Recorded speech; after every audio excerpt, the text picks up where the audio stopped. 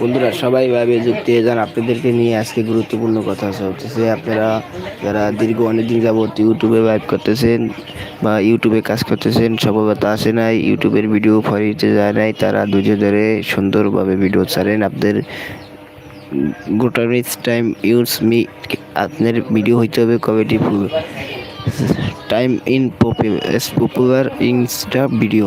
আপনার ভিডিও হইতে হবে পপুলার, মানুষের সামনে জানি যায়। আপনার কত রিউস্টিং টাইমস নিয়ে ভিডিও ছাড়েন, তা আপনার ভিডিও অবশ্যই পরিতে যাবে।